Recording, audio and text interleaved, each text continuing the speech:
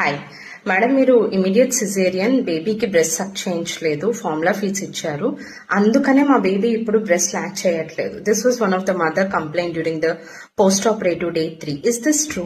Let's discuss about it. Hi, I'm doctor Shirisha, I'm a gynaecologist. General గా ఏ doctor అయినా కానీ immediate delivery we will encourage skin to skin for the benefits of an cholesterol, because which is an immunity booster.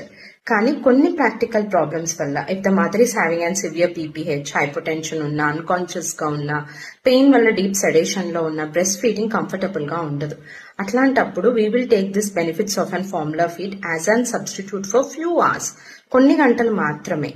ఎందుకంటే to meet the energy demands of a newborn. అట్లానే big babies ఉంటాయి, hypoglycaemia ఉంటుంది, అలాంటప్పుడు కూడా ఇవి ఇవ్వాల్సి వస్తుంది. ఒక్కొక్కసారి preterm babies, low birth weight babies, sucking reflex weak గా ఉంటుంది, అట్లాంటప్పుడు కూడా we have to take this benefits of this formula feeds for few hours as an substitution.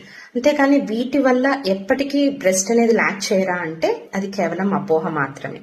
తర్వాత మీ whenever you feel comfortable and conscious, you can give this breast milk effectively every 2 hours skin to skin contact maintain చేస్తూ and మంచిగా breast lock చేయిస్తూ supportive measures తీసుకుంటే you can continue your breastfeeding effectively.